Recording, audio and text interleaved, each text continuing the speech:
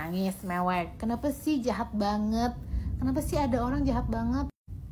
2019, waktu pemilihan presiden juga, gue akan kasih tahu gimana jahatnya orang yang lagi lo tangisin.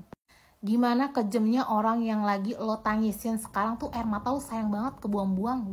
Gue nggak kenal lo, gue nggak tahu lo, gue cuma lihat FYP lo lewat di gue. 2019 ada barisan emak-emak yang dengan sukarela mendukung beliau, mengumpulkan dana, ya, mensupport abis-abisan di sosmed, di dunia nyata. Itu emak-emak yang akhirnya dihianati sama beliau. Ada para ulama, para habaib yang sampai ada yang meninggal di penjara. Itu karena apa? Karena membela beliau. Contohnya ada Habib Rizik Syihab, ya. Beliau itu mengorbankan seluruh jiwa raganya untuk Pak Gemoy. Ya karena saat itu pilihannya cuma dua, ya kan?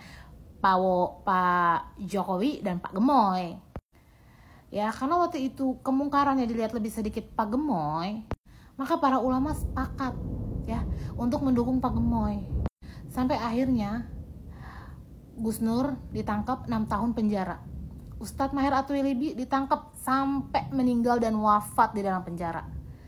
Imam besar Habib Rizik Syihab, 6 pengawalnya dibunuh, dibantai. Tapi apakah ada Pak Gemoy datang membesuk, menengoki orang yang udah mati-matian bela beliau? Oh tidak. Dia lebih terlena di dalam istana bersama itulah pokoknya. Jadi lebih jahat mana? Gak usah lo racunin Gen Z dengan air mata.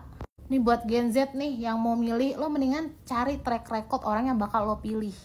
2019 hampir suara ulama itu semua ke Pak Gemoy.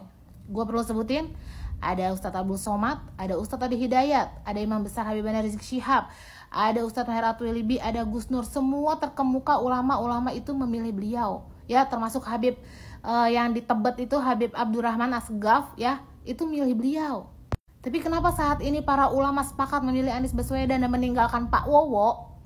Yaitu karena pengkhianatan yang terlalu menyakiti hati para rakyat. Ya gua nggak tahu sih ini rakyat yang gua maksud termasuk kalian atau bukan.